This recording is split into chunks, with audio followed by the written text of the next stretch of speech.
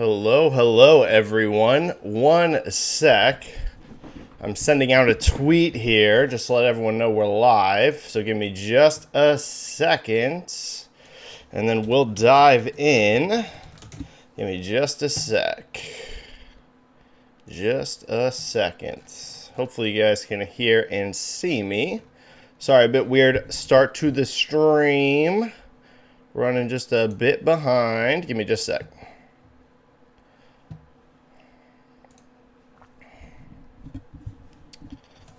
Okay, the tweet has been sent. We should be good to go. Hopefully y'all can hear and see me. Hopefully we're live and we're rocking. What is up, everybody? Hello. Welcome to another episode of the Benji-Sales live chat. It's so good to be back. It is so good to see everybody. How are you doing today? We're going to do the rare second live chat in a week. Usually I just do one of these per week. However, this was an insane news week. Insane, right? We already knew we were going to get a whole bunch of additional news because of the Game Awards, right? But lo and behold, it's not just that the Game Awards gave us a bunch of new news. We were just here, what was that, 2 days ago, talking about how, man, Microsoft seems to be making really strong PR push. They seem to be offering deals to everybody to get this thing through. It looked like from some reports coming out of like the New York Post that there might be a 2-2 tie at the FTC, which may result in this thing passing. And what a difference just a few days make, because now we know it's official. The FTC is bringing a lawsuit to try and block the merger. Now, there's a whole bunch we can dive into here, including some late breaking stuff that literally just came out right before the stream started, coming out of Europe, which is not a good look for the FTC, if I'm going to be honest, what's been coming out. And let me pull that up for you. So really quick, just to give you, I'm sure you know, but just to give you an idea of what happened here, FTC is filing a lawsuit. They're essentially trying to block this deal from being passed, and they're not taking them, it appears as of now, to like regular federal court. It looks like they're doing it in their own. And what came out is pretty hilarious. So one of the main talking points that was coming out of the FTC was they were talking about how, they didn't keep their promises about, Bethesda games and things like this not going exclusive. And in a rare move, because I think a lot of us assumed that Europe and UK were just going to kind of go along with what the FTC was saying, just because they've been so, kind of aggressive on this, pushing back against Microsoft. I think we all kind of assumed, okay, if the FTC is going to do this, Europe and UK are probably going to go along with it. But Europe actually comes out in defense for Microsoft here and says, Microsoft didn't make any commitments to European regulators not to release Xbox exclusive content following its takeover of ZeniMax Media. So not a great look for the FTC, considering the FTC kind of used wording to imply that they didn't keep promises around Bethesda games. And Europe saying, no, that's not what we said. So a little interesting wrinkle there. It's just one of many to come. So spoiler alert, guys. I know some of us are tired about hearing about this, but this is going to be going on for many, many, many years to come. Or not years, months to come. And potentially even, it could be years, guys. I know that sounds crazy, but it could also not. But this could very well, who knows, get dragged all the way till 2024. I mean, that's really not impossible, guys, considering that the hearing right now is scheduled for August of 2023. Keep in mind, a lot can change between now and then. But that's even when the hearing starts, is August 2023. This thing could very easily go till 2024. So we're going to have to see. Crazy. So a few other things we can talk about today. We've got NPD results. They just came out for November, so we can go into that. Let me give you, I'm not going to do the entire top 20, but I'll give you guys the top 10 really quick for software and the hardware results. Give me just a sec. So for hardware, PlayStation 5 is number 1, Switch is number 2, and Xbox Series comes in at number 3. Now, I warned you guys on a chat a couple chats ago, whenever those UK results came out for Black Friday. And I was warning everyone, I was saying, guys, don't run to the bank with this on the PlayStation 5. Because if you remember, it came in third place, and it was actually like very low on in terms of like percentage for Black Friday sales.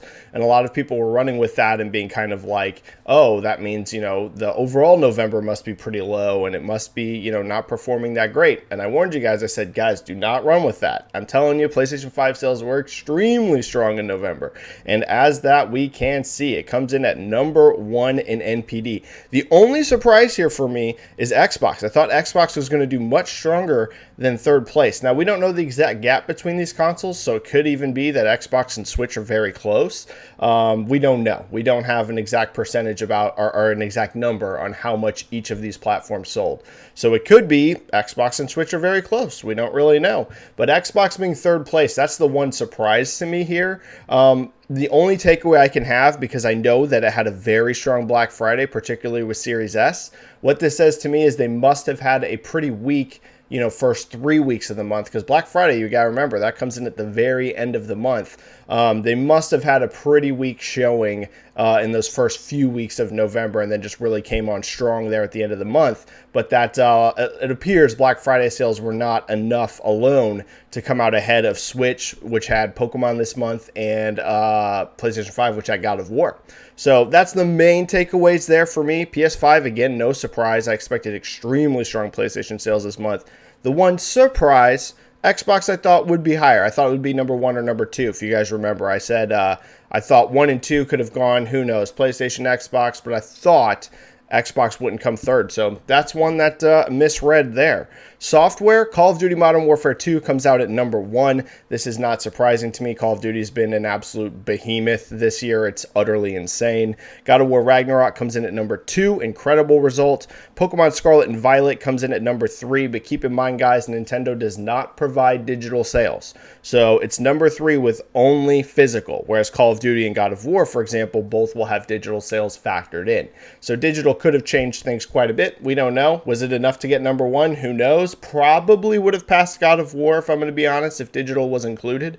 But who knows if it was enough to hit number 1 or not. Sonic Frontiers comes in at number 4, Madden 23 at number 5, FIFA 23 number 6, NBA 2K23 at number 7, and here's a nice surprise in my opinion, Gotham Knights number 8. Guys, this is actually a pretty good result for Gotham Knights' second month. Keep in mind, November is a time of year that even being in the top 10 means you're selling a ton of units. Anywhere on that top 10 ranking, you're selling a lot because November is a huge month for software sales. So for Gotham Knights to not only be top 10, but number 8, and that's with 3 big new releases this month, right? God of War, Pokemon, and Sonic, to be in that number 8 position. I think that's a pretty good result for its second month, gotta say, for Gotham Knights. Number 9, Spider-Man Miles Morales, and number 10, Mario Party Superstars. Last little piece of thing before we get into your comments and questions. Game Awards, I thought they were really good. I honestly think it was the best show Jeff has had in a long time. Not just the best Game Awards, but the best show. Because, you know, he does a bunch of different ones. He does, like, Gamescom and stuff.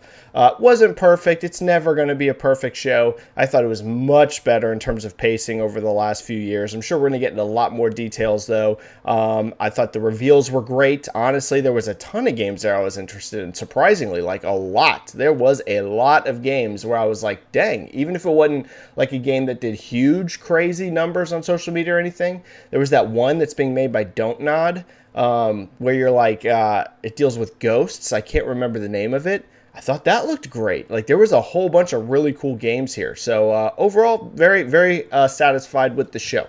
All right. Now let's get rocking on your comments and questions, guys. If this is your first time ever as part of my live chat, the way it works, it's a stream, it's a show. It's 100% driven by you, your comments, your questions. You just drop them down into chat, and we get to the latest news in the video game industry. There's going to be 2 ways to do that. First of all, of course, there's the free method. Type a question, whatever you want, pops into chat, and I get to as many free questions as I possibly can. If you want to guarantee that I get to your question, the way to do that is going to be the super chat option. Type a donation, whatever you want. It alerts me, and I get to super chats immediately. As always, don't feel pressured. Don't feel obligated to donate in super chat. It's just a way to help support me in the channel and guarantee that I get to your question. I'm not expecting a ton of super chats today, considering how crazy they were last I was going to say last week, but just a few days ago. So I'm not expecting anything crazy on that regard. So we should be able to get to a lot of free questions today. All right, let's get going.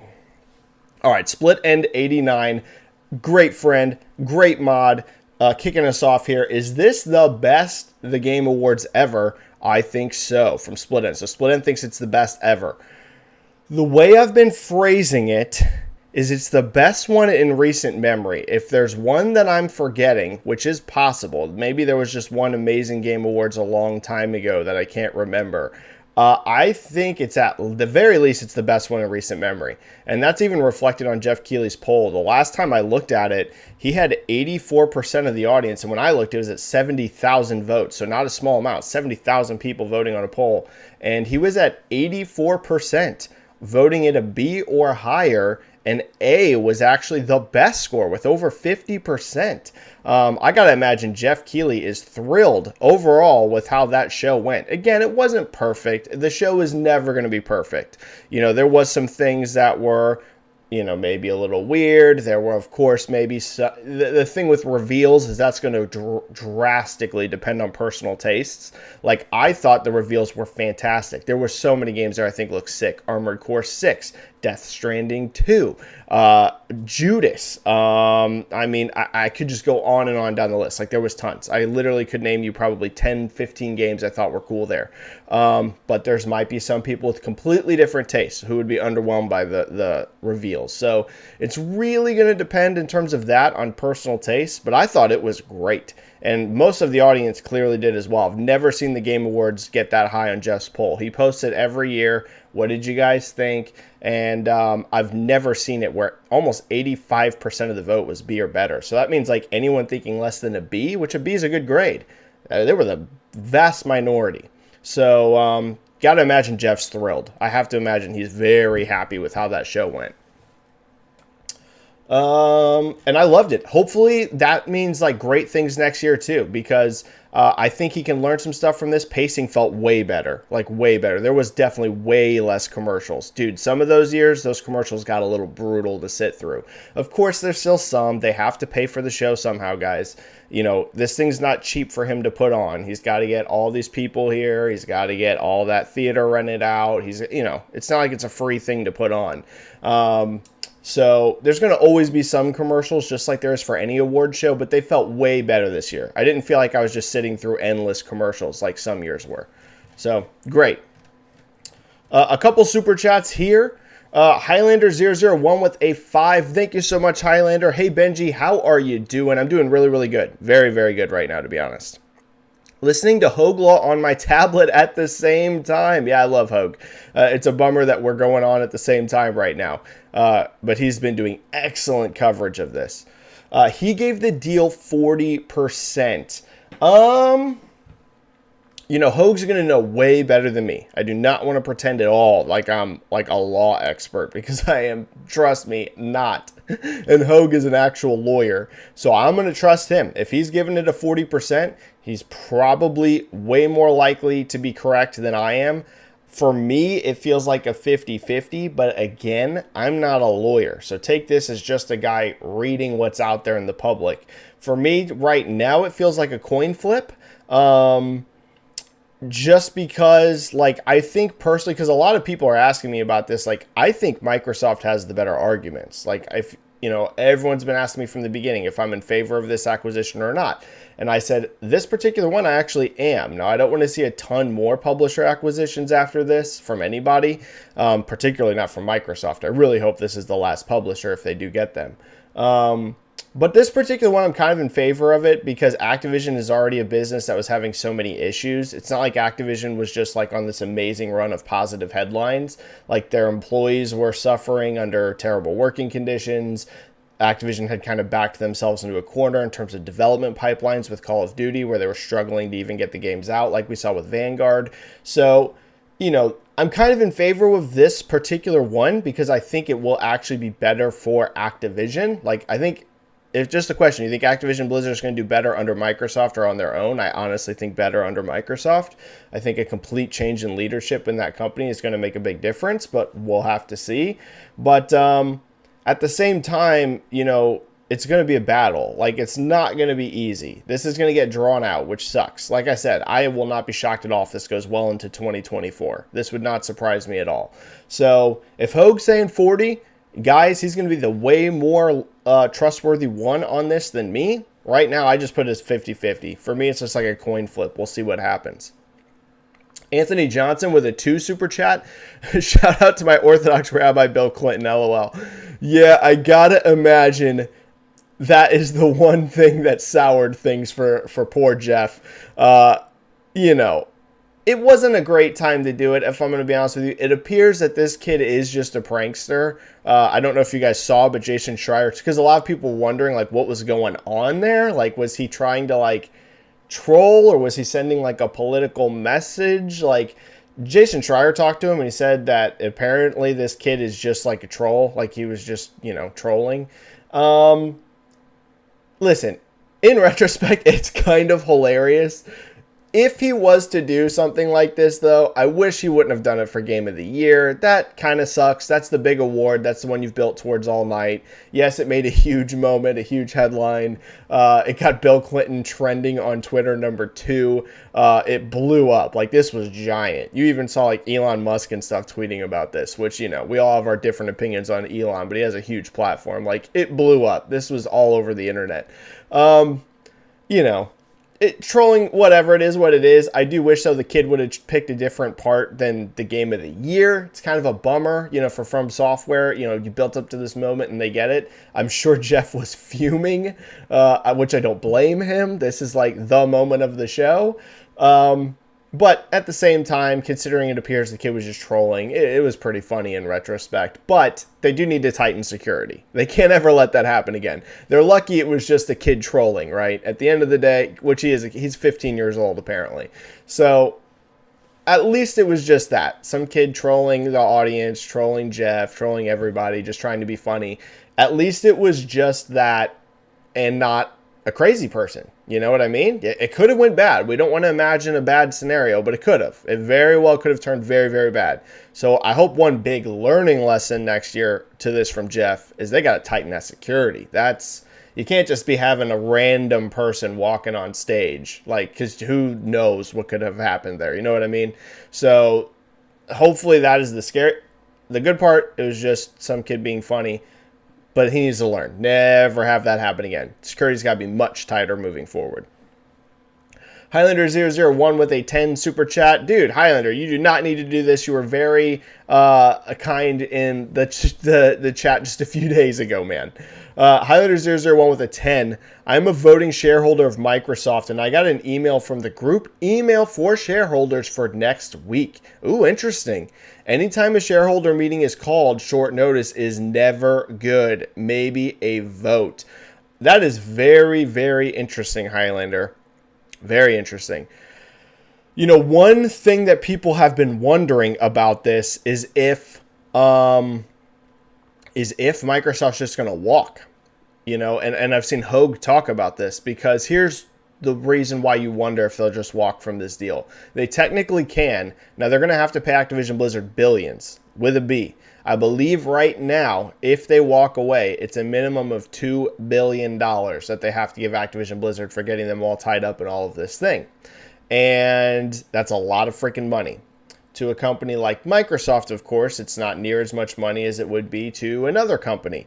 However, Microsoft is going to have to they're going to have to think about, is this worth what's about to happen? Because no matter what, even if Microsoft thinks that they're going to win, which they very well might, Microsoft and Activision might be very, very confident we're going to win.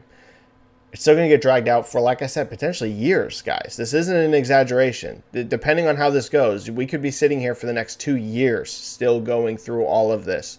Tons of court costs, tons of businesses tied up while you try and figure out what's going on. I'm not telling you that Microsoft's going to walk away from it, but, you know, are they like crunching the numbers and thinking, how likely is it that we're going to win? Do we want to risk all of this time just to fail in the attempt?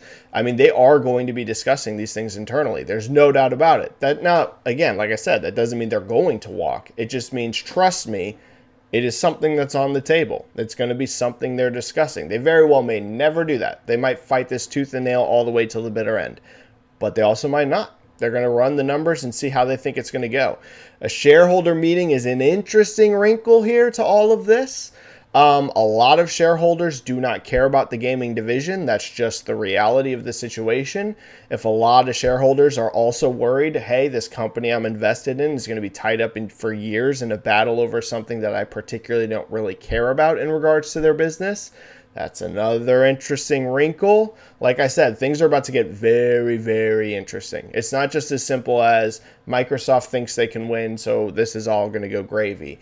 They very well might. Again, like I was posting on Twitter about it, and I was just saying, like, guys, no one should speak in absolutes on how this deal is going to go. We just don't know. Even if Microsoft has the best argument, and they could totally win. Like, it might be the end of the day, Microsoft takes this to court. They completely annihilate the FTC. They win easily, and this all goes through. That is on the table. I'm just saying we don't know. Like, once you're talking about a huge court case like this that's going to go for a long period of time, you never know. You never know how things are going to shake out. I would have told you a year ago I was very confident in this deal going through, and that some of the things Sony was saying were, in my opinion, a little crazy and would be largely ignored, and yet they weren't.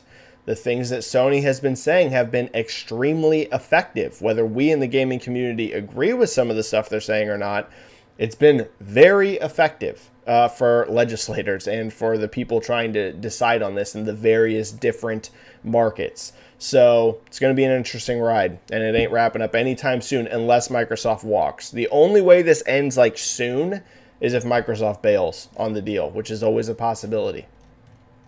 Okay, Super Chats are cleared for now. Let's get back to your guys' free questions. Exiza, hey Benji, will you make a tweet again about the most watched game trailers from the Game Awards? Absolutely, Exiza. I love doing those tweets. There will be one. I will be tweeting it. I'll be doing the number crunching. I always wait for 24 hours, so look for that sometime tonight. I'm in the US time, so sometime later tonight. I will be crunching all that data, finding out what's the most stuff people watched on YouTube.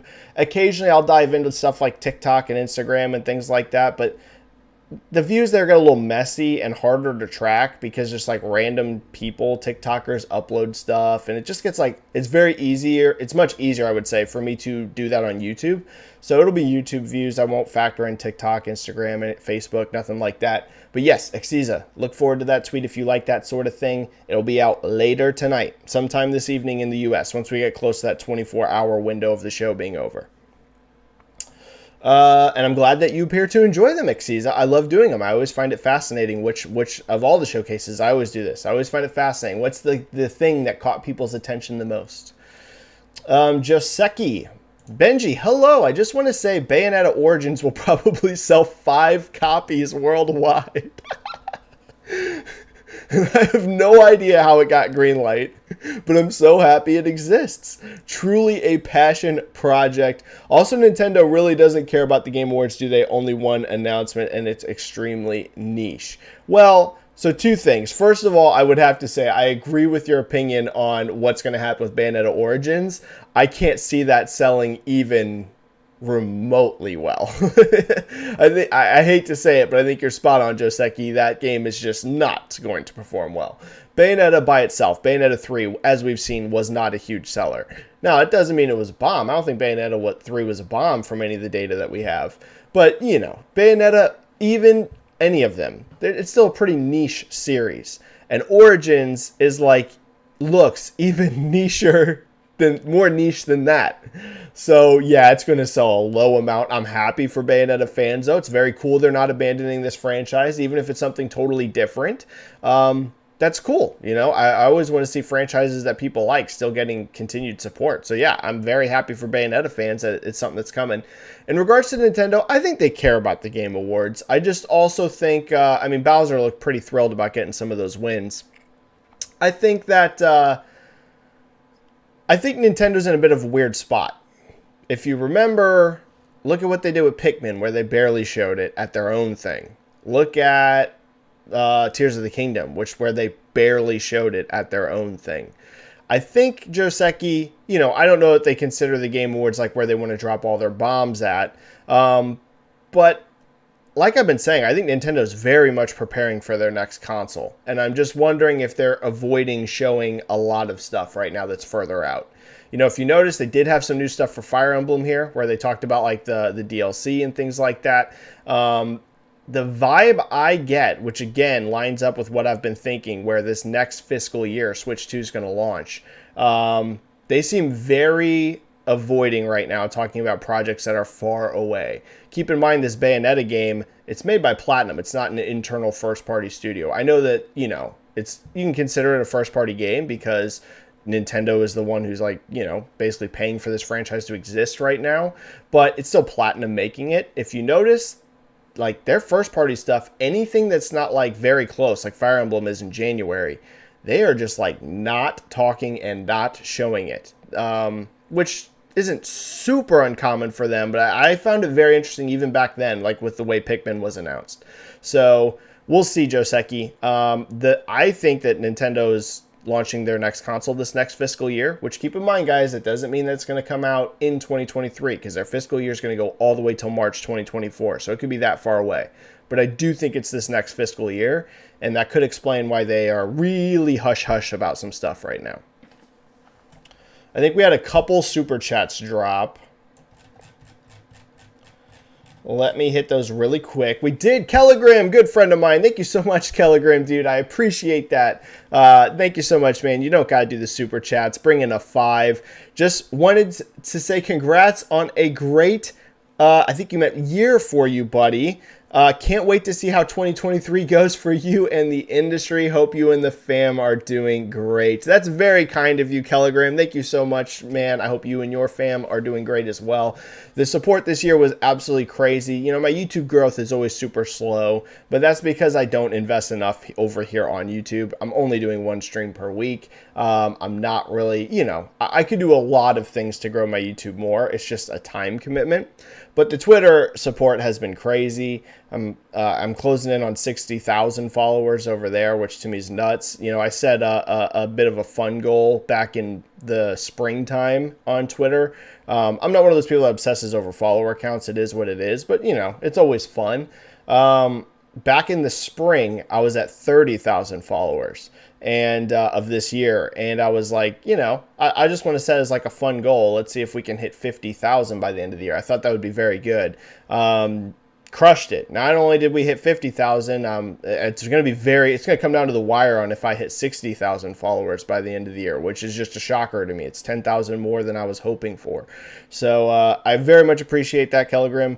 Twitter support is insane, and I love doing these chats and hanging out and talking about video games with you guys all over the place. So I really appreciate it, dude. I think next year will be a lot of fun, especially with the game releases, guys. Next year's insane, so it should be a fun year next year. Highlander001 with a 10 super chat. Thank you so much, Highlander. That's ridiculous. That's like your third already. Shareholders are in one if two camps. Camp 1, give up gaming altogether. The other camp, go hard and be more aggressive in release games and maybe change of management. So Microsoft definitely should not get out of gaming. There was a period of time where I can understand why that was under threat there, and that even Satya, you know, Phil Spencer's been public about this. Satya Nadella asked him, why are we in games? There was a period of time where I think it was fair to question that. I think those days are long over. I think any investors that think Microsoft should just leave gaming, that'd be a huge mistake. Xbox is driving the most revenue it ever has within the company right now. Like literally, just period, the most ever. Like if you look at Microsoft's, even this last year, guys, which sounds crazy because the first party output was so terrible, highest revenue quarters like ever. Like they're just crushing in terms of like revenue compared to the past. So I would say that to any Microsoft, here's the thing, Highlander, a lot of Microsoft shareholders know nothing about games. Nothing. They're only invested in Microsoft because of things like Windows and, you know, Azure and, you know, LinkedIn. And they just literally know nothing about gaming, quite literally. So I can understand why that was a debate at one point, because there was a point in time where it really did look like, what's Xbox going to do? I think those days are over. Even in as rough as this last year was with releases, it's driving a ton of revenue. They're selling a ton of consoles. Yeah, I mean, it should be here to stay. All right, super chats are cleared. Thank you so much, guys. back to your free questions. Hey there, Benji. So apparently there won't be a PS6 until 2028. Yep. Them and Microsoft said apparently no new consoles till 2028. So we're looking at least an 8-year gen, which does not surprise me. It was going to be a long one. According to documents, do you think it's possible that PS5 life will extend even beyond that before PS6 releases? I mean, is it possible, casual gamer? Sure, but I don't think so. I think 2028 sounds about right. That's an 8-year generation that's already pretty lengthy. It's not unheard of. We've seen them in the past, but that's a pretty long generation. I told you guys from the beginning that I did not expect this to be a 6 or even 7-year gen. I was saying 8+ years, which lines right up with them because of the pandemic. You know, maybe this gen would have been a little shorter, and we don't know. Maybe it would have always been 8 years, but could I have seen a 7-year cycle? You know, if there was no pandemic, sure. But the problem is that pandemic, it's really a software issue more than anything. Even the install base is, you know, it looks like it's rapidly growing again. Shipments are very, very strong right now. But software, the big problem for this generation is so much software in the first 2 years got delayed. Like, look how many studios still have not released a game for this generation. You know what I mean? There's like tons. And we're 2 years into the cycle, right? This is the third holiday, technically.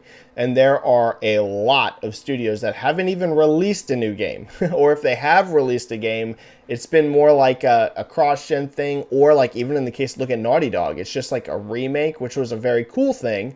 But it wasn't like a brand new IP or sequel. Like, there's a lot of studios like that. Lots of them for PlayStation, Xbox, etc. that on the third holiday still don't have a game out. You wouldn't want to rush into that next gen and be like, hey guys, you're just now getting your games out, you know, in the next 2-3 years. Well, now we're going to the next one. So sorry, you got like one game out this cycle. It makes sense. 8 years at minimum for this gen is kind of the way I saw it playing out because that pandemic. It could even go longer. I don't know that they'll want to push it longer. But I'm not surprised by that 2028 date at all. They got to give all these studios times to get games out now. Yoda Soda, Benji Boy, do you think there will be cross-gen titles when the next generation rolls around? How many years do you think it will last? Also, do you think Spider-Man 3 will be cross-gen? Yoda Soda, definitely. There's always going to be cross-gens every gen. I don't know that it will be as bad as this gen was. Again, we talked about pandemic. You know, where you're going to still see some cross-gen games next year. 3 years into the cycle, that's pretty long. You'll definitely see cross-gen games next time. Again, I don't think it's going to be as long as what we saw this gen. Definitely at least a year of heavy cross-gen. That's just going to always be the case because of install base.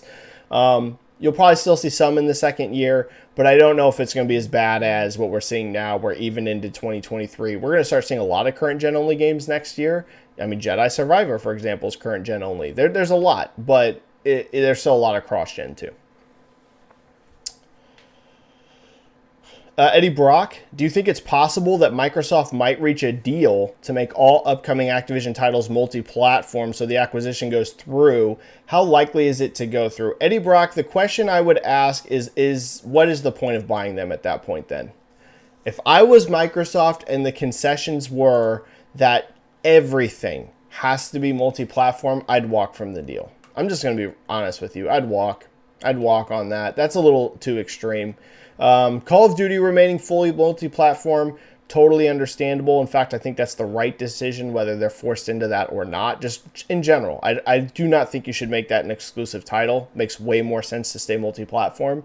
Even something like Overwatch. I wouldn't make Overwatch an exclusive either, right? I'd make that multi-platform.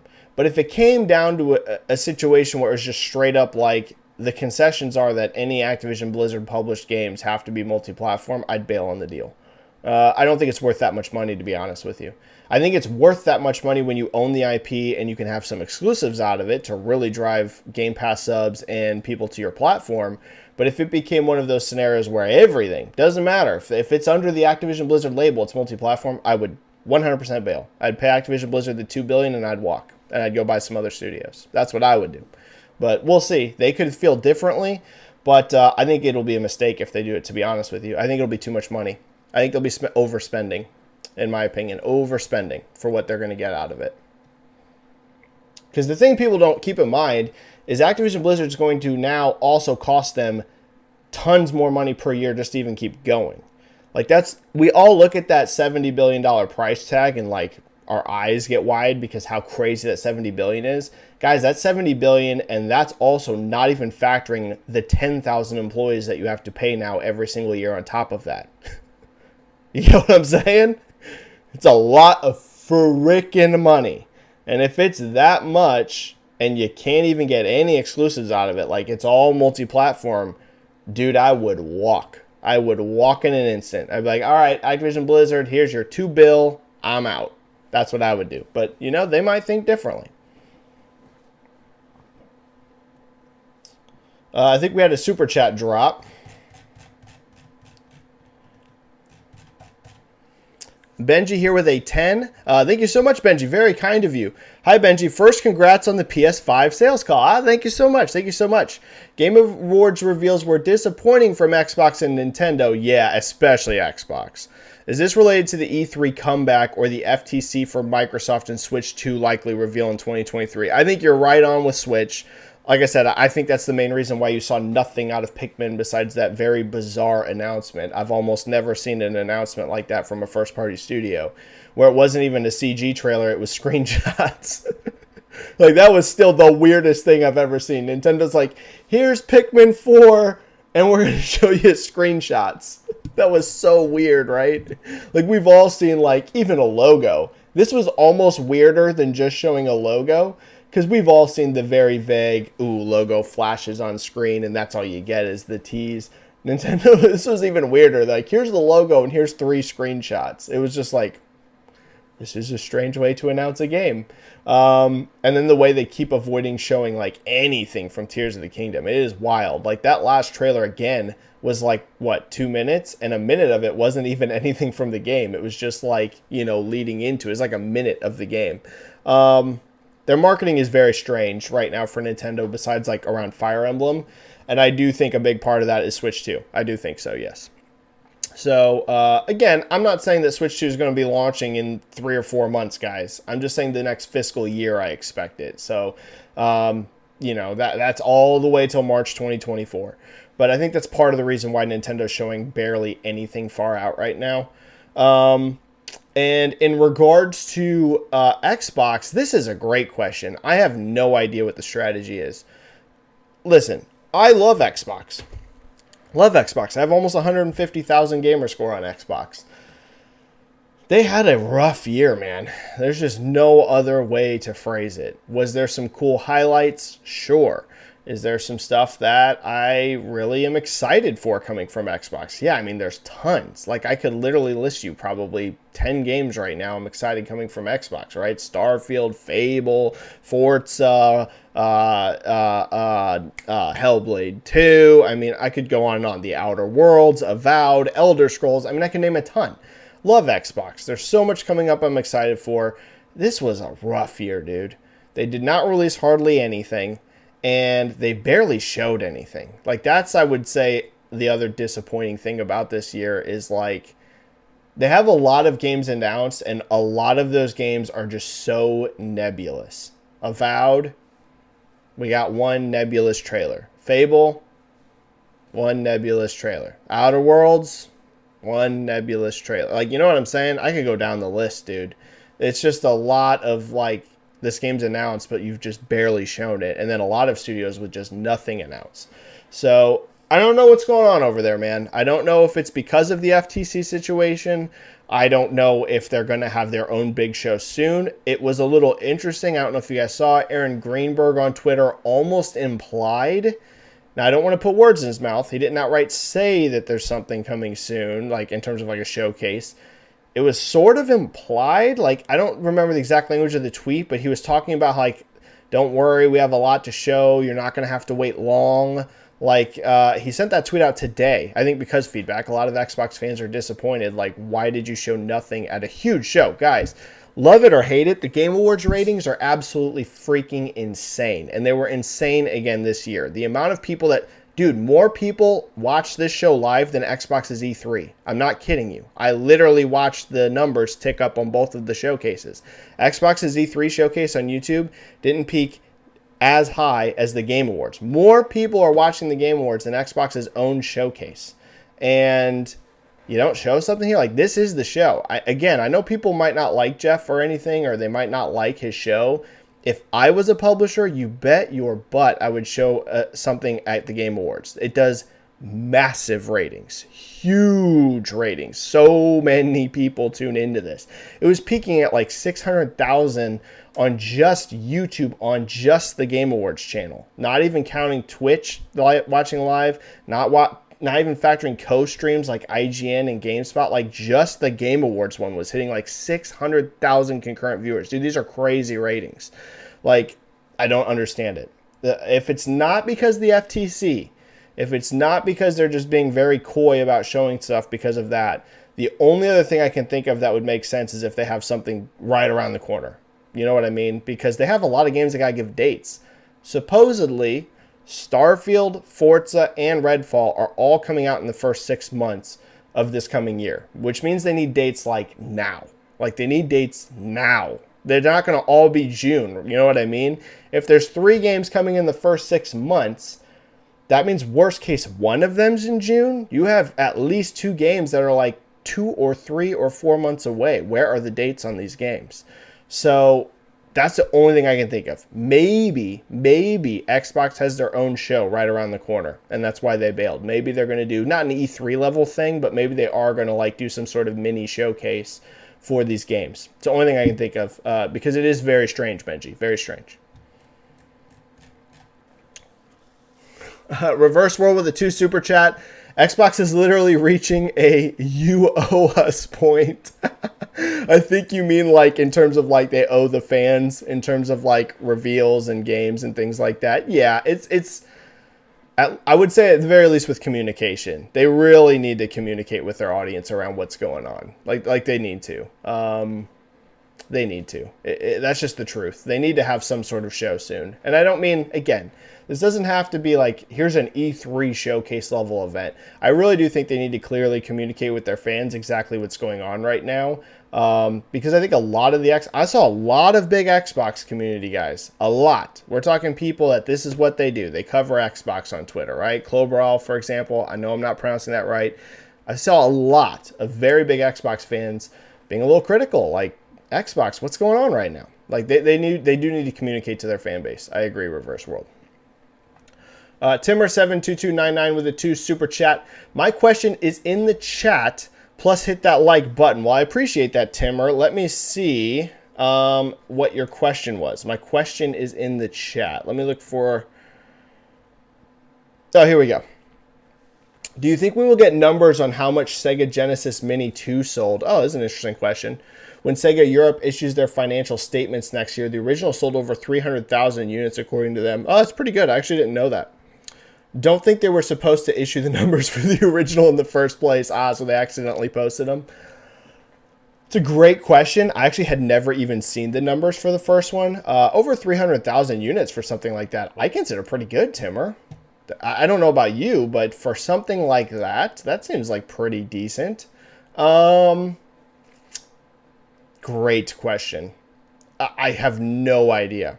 I have no idea because that's such a like niche number that not many people would notice. Which shout out to you for even noticing that because I didn't even see it. It could. I would say it's not like a guarantee, especially as you mentioned if they weren't even supposed to issue the numbers in the first place. But it could happen. Something to keep your eyes on. But that's an interesting data point, Timmer. I didn't even know that. So thank you. Highlander001 with a 2 super chat. Lena Khan said she is not looking for concessions. Yeah, I know. That became very clear. Anyone that read the FTC's report here, like whenever they first issued the statement, like concessions are not going to work. This is going to go down in a battle. Like it's either block or not. They were very aggressive in their wording from the FTC. Now, again, I lean towards siding with Microsoft on this. But that doesn't mean that just because I lean that way, or maybe a lot of gaming community leans that way, not everyone, but a lot of people do. I even see a lot of PlayStation fans being like, Microsoft has better points than Sony on this. Not everyone, but I have seen a lot of PlayStation fans say that, like, dude, it just needs to go through. Xbox has better points than Sony.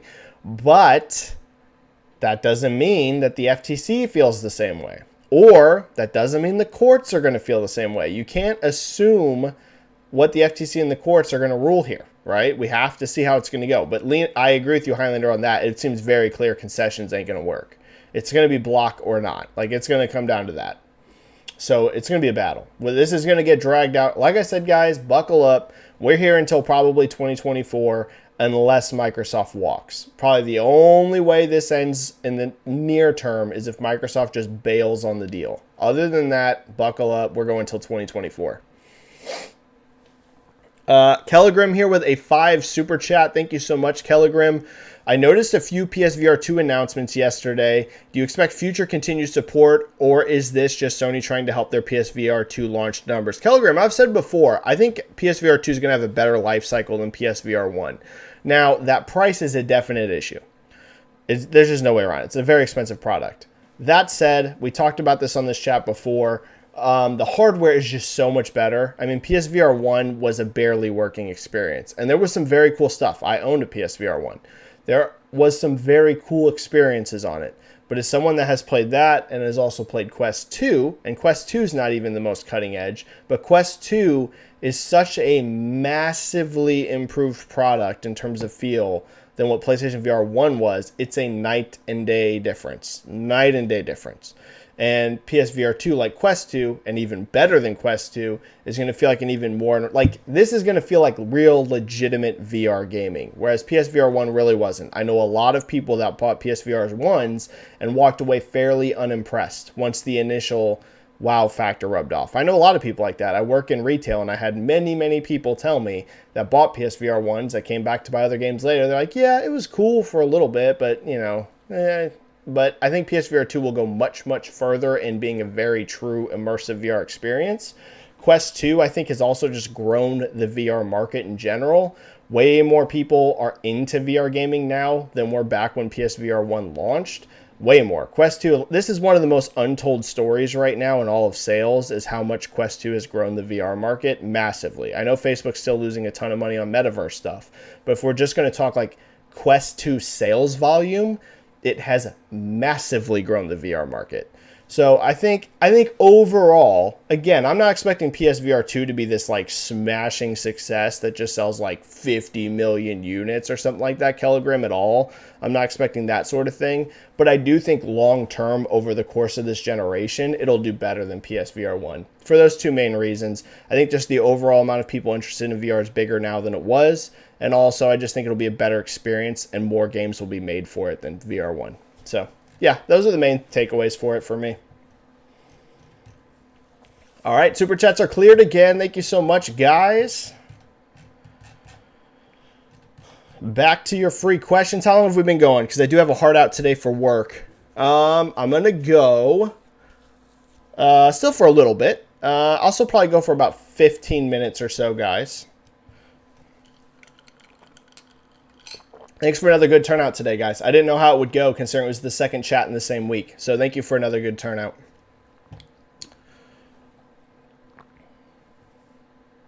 Hamish Lee Ford. Hello, Benji. What's up, Hamish? Great to see you. FTC's arguments about Starfield and Redfall being Xbox exclusive, despite Xbox saying no exclusives to Europe, was countered by Europe saying Xbox did not say this. Thoughts? Yeah, it's a bad look for FTC. If this is going to go to court, which it looks very likely. Like I said, the only way this doesn't go to court appears to be if Microsoft walks, because it has seemed very clear that FTC will not settle for concessions. So, because that's one way they could have avoided court. If FTC was open to concessions and they were like, okay, let's sit down and talk about this. Maybe we don't have to go to lawsuit if you guys make some big concessions first. It has seemed very clear in the wording that FTC ain't down with that. It's block or not. And so if they're going to do this, if we're really going to go to court and we're going to be battling this for 2 years, FTC can't be this sloppy. I mean, that was sloppy because that was in their like big statement. That was one of the things they point out. They're like, look what Microsoft did with Bethesda, made exclusive games. And it was implied that, there's not going to be any exclusives in Europe. It was just straight up like, no. like it's pretty cut and dry. Europe was just like, that didn't happen, so you can't be saying this. So FTC is going to have to be a lot less sloppy. If they want to win this case, which who knows they might, but if they want to win and they're going to do a court battle, you can't be that sloppy, dude. You gotta be dead tight on everything. Because something like that, if that's in court, like, they're lucky that they're saying this now, right? It's lucky this is coming out now and not actually while the lawsuit's going down in their mid-court battle, because if Microsoft brought that up, they'd eat them alive. They'd be like, oh, really? This point you just made in court is wrong. So, they're going to have to clean that up. Because they can't be making mistakes like that. Because Microsoft's going to have some S-tier lawyers. You know what I mean? They're going to cut through any mistakes the FTC makes. Eddie Brock, do you think if Spyro 4 is in development, I think you'll see more Spyro, yeah. And there's a PlayStation version being worked on. Microsoft will allow it to release their post-acquisition. Or do you think they will scrap it? Spyro's an interesting case. Because I can see the argument about leaving Crash and Spyro multi-platform even post-acquisition because they're family games. Eddie, I do think you're going to see Spyro again. Whether it's Spyro 4, I don't know. But I think they'll do Spyro something. The trilogy remakes were really successful. They've continued to do Crash Bandicoot, as we've just seen. They did Crash 4, and now they're doing this Crash multiplayer game. So you're going to get something Spyro-related again. Eddie, that's one of those that could go either way for me. I could see them leaving that franchise multi-platform, or I could see them making it exclusive, because it's not like a giant multiplayer franchise like Overwatch and Call of Duty are, where it kind of just makes sense to leave it multi-platform. But I don't know. That could really go either way. Either way to me, Eddie.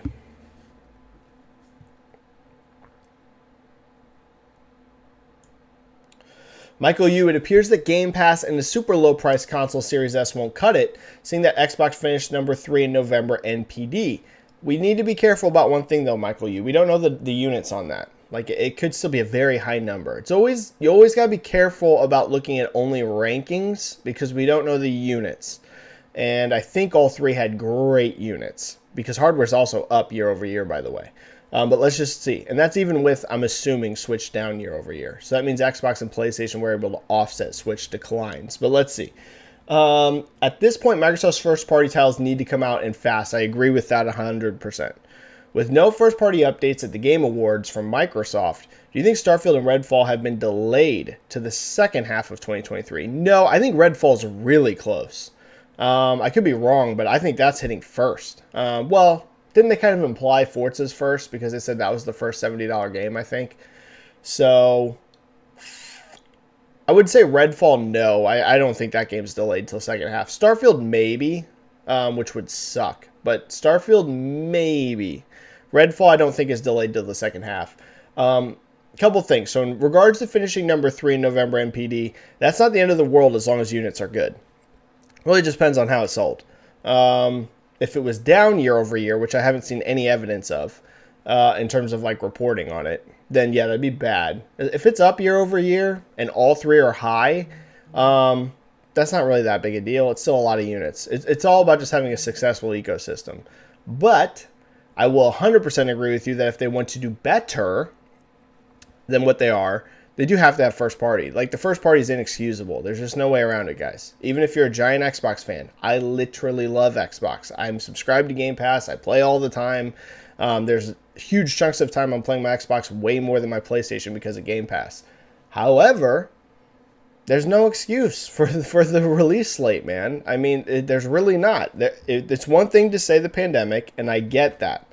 Listen, pandemic royally screwed things up. You can't only say pandemic, though, because Sony and Nintendo both continue to release games. That's just the reality. They're still releasing games. There's still a lot of Nintendo games coming out. There's still a lot of PlayStation games coming out. PlayStation just this year, had God of War, Horizon, Gran Turismo, and The Last of Us Part 1. Whether you like those games or not, we're talking 4 AAA games this year. Like, they got to get the games out. I'm not 100% sure what's going on over there in terms of pipelines. I'm not trying to be mean to Microsoft. They got to get the games out. You know, they got to come out. So they do have to figure something out. They got to figure it out. It looks like 2023 is going to be a great year from them, though. So I don't want to doom and gloom everything. 2022 was a rough year. There's no way around it. I will say next year looks good, though. Next year's looking good. So hopefully it delivers. Ghost Tunnels. Hi, Benji. Do you think it is possible that PlayStation is holding back on having a first-party showcase until the Activision deal is resolved? No, people keep bringing this up, but no. The source that even said that's not a reliable source. 1+ year without it. Yeah, I get asked this every chat. Ghost Tunnels, I've had the same answer, and I continue to have it. They weren't ready. They didn't have first-party games to show. You know what I mean? Death Stranding is technically a first-party game. It's made by a third-party studio, but Sony owns the Death Stranding IP, and they're also using Decima Engine, which is a first-party engine. So it's still a first-party game, so they did show Death Stranding. Just like I would say the same thing for Contraband. Contraband, in my opinion, is a first-party game for Xbox. It's made by an external studio, but it's exclusive. It's first-party. Microsoft's the publisher. So, you know, they did show Death Stranding. They showed some DLC, but if you notice, look at the lineup, Ghost Tunnels. Naughty Dog has not shown anything. Santa Monica outside of God of War hasn't shown anything, but they just launched God of War. Bend hasn't shown anything. Sucker Punch hasn't shown anything. Pixel Opus hasn't shown anything. Like, you see what I'm saying? They just didn't have the games ready. Insomniac hasn't shown anything. The games aren't ready. You can't have a showcase if you got nothing to show. You know what I mean? So, that's just, I think, what happened. I think that's why you got no showcase this year. I've been asked it over and over again. I don't think it's Activision or FTC because I don't see any reason why that would impact it. Because we're talking first party here. First party would have zero impact on Activision Blizzard deal. Like, that's the main reason why I knew that person that was tweeting that from the beginning wasn't being accurate. Because that has no bearing on Activision Blizzard. It's one thing if you have a showcase and Sony was announcing tons of like third-party exclusives. Okay, then it starts to get a little like, wait, Sony, you're signing all these deals. But the studios we're currently talking about, right? The Sucker Punches, the Naughty Dogs, the Pixel Opuses, even the Insomniacs now. These are studios Sony's owned for a very long time. Like, FTC's not going to look at that and be like, you know, Bungie might be a little bit of a different scenario. If all of a sudden they announced a new Bungie game, then it'd be like, well, you just acquired Bungie, now you're flashing these new games. But like the studios we're talking about are very established PlayStation teams. That wouldn't affect FTC. They'd just be like, yeah, we own these, just like Microsoft owns Turn 10. You know what I mean?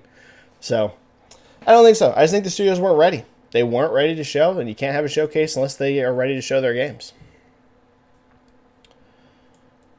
Kellegrim just watched the recap of the Game Awards announcements. Space Marine 2 looks pretty sweet. Yeah, it does. It looks very cool. What's your favorite? You're asking Split End, but for me, my favorite announcements were 1000% Death Stranding 2. It looked unbelievable, and I loved the first game. Armored Core 6, that trailer was metal as hell. Judas, my god, dude. Ken Levine making a new game that looks kind of like BioShock in space. Yeah, sign me the frickin' heck up. Hades 2 was an epic reveal, but I actually haven't played Hades 1, so that doesn't like blow me away, but it's a very cool announcement because I never played Hades 1, so I'm sure if I played it I would be stoked out of my mind. And Final Fantasy 16 looks tremendous. So yeah, I would say those are the standouts for me, but there were some other ones. Drift23, do you think the PS5 will be supported with new games from PlayStation and other third-party titles as long as PS4 has 10 years? It depends on install base, but probably. Considering this gen's going till 2028, 2 years past that, yeah, probably. Yep, I would say yes, 10 years sounds about right, Drift23, because PS6 isn't even going to be on the market till 2028, so yeah. Soonest, right? They said the soonest they expect is 2020. It could even be 2029. They didn't outright say this is the launch year. They said they're not expecting them until at least 2028. So, yeah, 10 years is right. Yes. Make sure I haven't missed any super chats because we're going to be coming down to the wire in the next 10 minutes. Next 10 minutes and we're gone. Next 10 minutes and we're gone. Venom Harness, DC plans to make video games part of their connected universe. This will limit creativity, right? Oh, that's an interesting way to look at it. Do you think they will be forced to make cheap movie tie-ins? No. Or do you think they will be hands-off? Now, the way I've phrased this, Venom, is the way I'm seeing it, they're part of their universe, but they haven't said that these are like directly going to be like here's this game that takes place specifically after this movie and has this specific character tied into this, and we have to have this game out before this movie comes out. Like, they haven't said anything like that. The way I see this Venom is it's probably going to be side stories that could take place whenever. They might even use some of the same actors, but it's probably going to be stuff that isn't massively dependent on whenever it releases. It's probably just going to be tied into the universe to make things cohesive and hopefully to get people that like the movies to buy the games. But Venom, I can't see WB and DC being stupid enough that they make the games forced tie-ins that must have release windows within a very small amount of time, and games take way longer to make than movies do. Movies in general take about 2 years. Yeah, they can be longer, but in general, you're talking 2 years for a blockbuster. You're talking 5 years for a AAA game. So Venom, the only way I think that they could be successful with this strategy is if they do that. Sure, maybe even use the same actor. Let's say you use the same Batman. Okay, that's fine. Make it a story that, yes, it's the same universe, but it doesn't have to be like, we gotta have this out before this movie comes out, because then, like you said, then you start to rush into, there could be issues. There could be issues with release timing, budgets, forcing things out and being buggy. They're going to have to be smart and just be like, yeah, it's the same universe, but these are different stories that we wouldn't necessarily tell in a movie. And make it kind of standalone. Could that harm creativity? To a degree, sure. Because there will be certain things in the universe they have to hold to. But we'll have to see. It all comes down to execution. I think Joseki dropped a super chat here towards the end. Yes, Joseki, I very much appreciate it. Joseki dropping a 5. Benji, I'm not necessarily sure Nintendo Switch revenue NPD is down year over year, even if units are. Switch OLED shipments last quarter were 62% of the total. Yeah, might not be. I'm not sure. Revenue is hard to say. I don't know. Did Matt give any language? I'd have to relook at this. Did Matt Piscatelli give any real language around? That's the issue here. The issue here is NPD has become so hard to frickin' read, because they put barely anything out there anymore. It's one thing I at least do still enjoy about the UK charts is they at least still give you a lot better data. Like, I'm going to be real. Even though the total number is still hidden in UK, they at least usually give you percentage growths. So it's like, okay, you can still at least get a decent idea. NPD, dude, is just so, like, good God.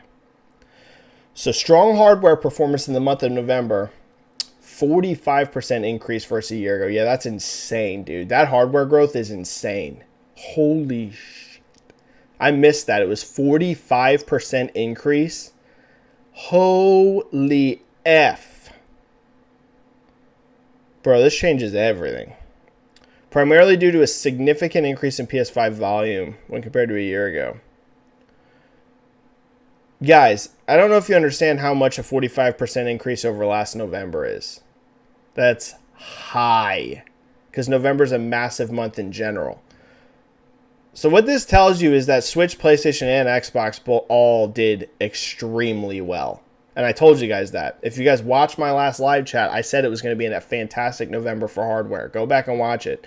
It might not have been this one. It might have been like 2 or 3 weeks ago. Someone was asking about November MPD, and I straight said I expect all three to do tremendous. 45% increase for the month compared to a year ago. Bro, that is huge. That is huge growth for hardware. Holy moly. Okay. Well, there's your answer. There's your answer, Joseki. Joseki, Benji, NPD comments be like, people bought video games this month, basically. Basically, I did not realize that, though. 45% growth for total hardware spend for the month is tremendous. Yeah. So, I mean, Switch may not even be down in revenue. It might not. But either way, to have 45%, we're talking almost 50% total growth for the hardware market year over year. Dude, that tells you PlayStation, Switch, and Xbox all had a great month. Even if we don't have the units, it was a great month. Great month for hardware. Which does not surprise me. I told you guys that. I told you it was going to be a very strong month. The shipments were just awesome. I could tell all month that they were looking good. I didn't realize the growth was that high, though. I had missed that whenever I was looking over NPD. That is tremendous. Tremendous. Okay. Where are we at? And yeah, you could be right, Joseki.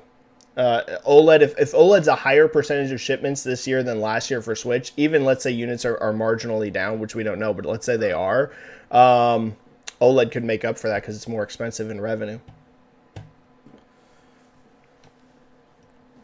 All right, we gotta wrap this up here soon. Sorry, guys. I'm loving these chats. We did 2 this week, and viewership on both have been strong. But I do have to work, so I've got about 5 minutes left in the tank.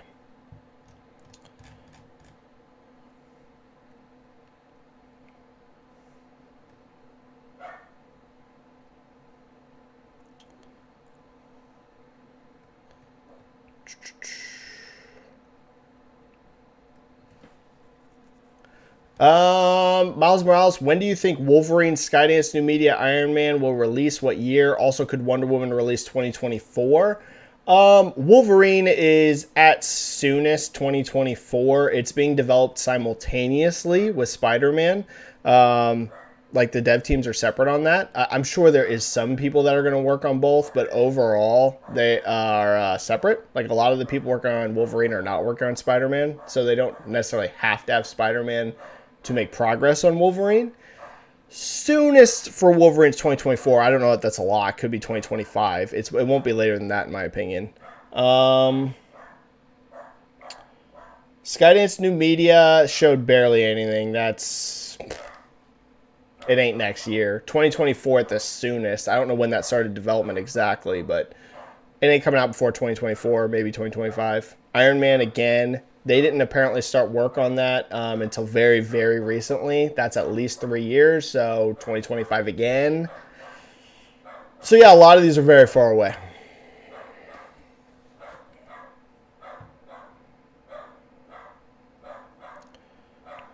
Sorry about the dog. He gets very upset when packages get delivered. If you can hear him. He gets real upset when the UPS man shows up. Batman Forever, easy answer here. Why do you think PlayStation has stopped with its acquisition spree? Because they would have zero say on this case then. Are they laying low until Activision deal is resolved? 1,000%. Or do you think it has to do with recession and inflation? It has to do literally with the FTC. There ain't no worse look that they could do than scream about how Microsoft's consolidating the industry and then announce, hey, we're going to buy CD Projekt Red for $10 billion or whatever. You know what I mean? No worse move you could make. Would quite literally be the worst strategic decision in the history of mankind if they really do want to block this deal. So that's why. That's why they stopped. They stopped because literally all of their arguments go into the trash bin if they do that. You know. Maybe they could get away with something like very, very small, like a very small developer. But if they announce the acquisition of anyone large, a lot of their arguments go into the trash. So they can't really do it right now. It'd be one thing if they had just made slight comments about it, but Sony's been all in. If you're going to go all in to the degree Sony did, where they were all in, they're literally like screaming, we're going to die. The PlayStation will no longer exist because Activision Blizzard, and they're going to put us out of business. That's essentially how they've acted over this. If you're going to go that aggressive in your messaging, you basically can't acquire anyone while this is going on of any large size, or else it looks terrible for your arguments. Jason Benjamin, I'm curious, Benji, why do you think Microsoft isn't just making all Activision Bethesda titles multi-platform just like Minecraft? Because it'd be a waste of money. Why buy them then? Wouldn't that bring them more money and make exclusive? No, it wouldn't. I would not encourage that at all. There's a reason why these companies want to be bought. It's not a coincidence because it's hard to make money. Hard to make money. Like Bethesda wanted to be bought. Activision Blizzard wanted to be bought. If it was one of those scenarios where they were just like, it's so easy to make money and stay multi-platform, they wouldn't sell. They wanted to be purchased. That should tell you something. So, no. That would be a very poor decision for Microsoft to do that. Could they maybe make more money on some games? Sure. That's why I think some should be. Call of Duty should stay multi-platform. Overwatch, that should stay multi-platform. But, everything multi-plat, well, then you're just blowing billions of dollars on a very risky business venture. Like, if you're going to be buying these studios, you need exclusive content to drive people to your ecosystem. This is more of an ecosystem play than making money off of a game. Like, that's one thing that people really need to keep in mind. Microsoft went on this acquisition spree for Game Pass. Like, that's why it happened. It didn't happen so they could go head to head with Sony on an exclusive list to sell consoles. Like, sometimes people mistake that. They think like, oh, Sony, just for so many years, they had so many exclusives, and, Xbox got tired of getting owned in the exclusives list races on Twitter. It had nothing to do with it. Like, I'm sure it's nice. Like, they want to have a lot of exclusives. They bought all these studios so they could have Game Pass. Like, that's why. Just like Netflix spends billions and billions and billions of exclusive content so people sub to Netflix, and Disney spends billions and billions and billions of dollars so they subscribe to Disney Plus. That's literally why Microsoft bought all these studios. They bought all these studios so people come and subscribe to Game Pass. That's literally why. Not to sell Xboxes. Selling Xboxes is a nice side effect. All right, I think I got to go there. I got to go. My dog is losing his mind over the UPS. I apologize for the last 5 minutes. I have no idea. Love this dog, but you guys don't know how annoying he can be. All right, everybody. Thank you so much. Missed a ton of questions yet again. Let me make sure I didn't miss any super chats. I don't believe I did. I did. I missed one super chat here at the end, then I gotta go. I apologize for this dog. He has just lost his mind. Benji with a 5. Benji, the hype for Avatar 2 he's getting really old. Dog is old, so he kind of is getting a little on edge. Benji with a 5. Benji, the hype for Avatar 2 is incredible. Critics loved it. Shall we put it into the Constitution to never doubt James Cameron? Box office predictions. Sounds like Avatar 2 reviewed super unbelievably well. I'm not going to say that we should never doubt James Cameron in terms of box office. We still got to see how Avatar actually does. I do not see Avatar 2 doing anywhere near the box office of Avatar 1. Hope I'm wrong. I'd love to see it to be a $3 billion movie. I don't think this even hits $2 billion. But even doing over $1 billion in the current climate would be great. There's been barely any billion-dollar movies since the pandemic started. There's been a couple. Top Gun Maverick got there. Spider-Man got there. But there's not been much. Fast and Furious couldn't even get there. Black Panther's not going to get there. It's becoming harder. Hitting $1 billion is becoming harder and harder at the box office because of streaming. So I don't even think it hits $2 billion. I do think it'll get over $1 billion, which will be huge, like I said, for nowadays. And James Cameron is an incredible director. All right, everyone, I've got to go. Thank you so much. I apologize for the way that stream ended with my dog. Thank you. Stay safe. Play some games. Subscribe to the channel if you are not already. Follow me on Twitter if you're not already. And I got to go, guys. I got to head to work. All right. Thanks so much, everyone. Thanks for all the super chats. Thanks for all the support. Thanks for all the greatness. Bye. Bye. Love you. Bye. Bye. Bye. Bye. Bye. Bye. Bye. Bye. Bye. Bye. Bye. Bye.